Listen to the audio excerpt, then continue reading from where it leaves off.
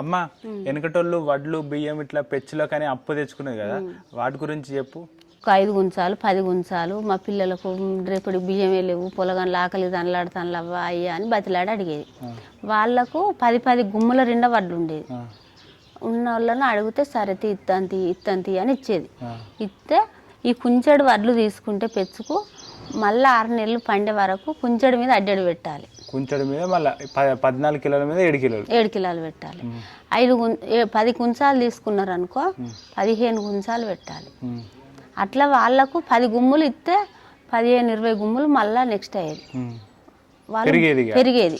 వాళ్ళు భూములు కొనుక్కుంటా బయలు తవ్వుకుంటా ఉన్నోళ్ళు పోయేది. ఇప్పుడు ఫ్లాట్ కొనుక్కుంటా కదా, అది 4 ఏళ్ళకు డబుల్ అయినట్టు వాళ్ళకు పెరిగేది.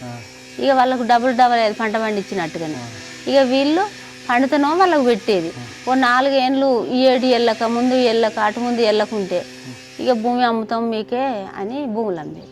తెచ్చుకున్న వడ్ల కింద భూములు అమ్మేది.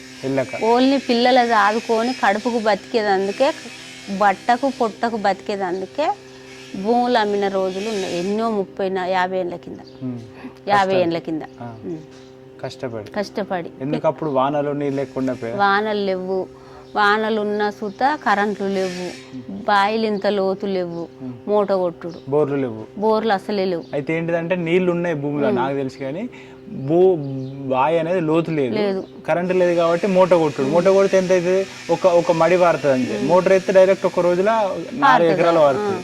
అప్పుడు మూట కొట్టుడా. అప్పుడు మనుషులే బాయిలది తవ్వి తట్టలతోటి గుంజేది.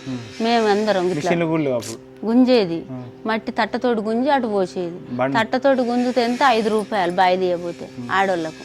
5 రూపాయలు అంటే ఎక్కువ. 3 రూపాయల కూలి అప్పుడు 5 రూపాయలు. మా అవ్వ మస్తు మంది బాయిలు తీయబోయి మమ్మల్ని సాగింది.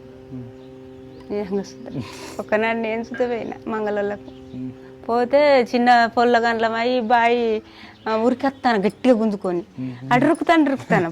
ఆ పొలంలో పడితే చచ్చిపోతే లేని కథ అయితే ఇట్లా తొంగి చూసి ఇట్లా అందుకోవాలి. ఏమరక చిన్నప్పుడు ఎవి నొయ్యాయి కదా, ఇట్లా గుంజుతాను ఉరికి. ఈ పొల్లని ఆడు ఉంచేరు ప్రమాదం జరుగుతుంది అన్నారు అందులో ఉన్నోళ్ళు. ఉన్నాక ఇక వెనక మళ్ళీ గుంజుకరమ్మన్నారు. ఇట్లా తాడు ఇట్లా గుంజుకొచ్చిన నేను అందుకుంటా తట్ట అంటాను. అలా పడతా ఏమన్నా అవుతుందని తెలుస్తలేదు.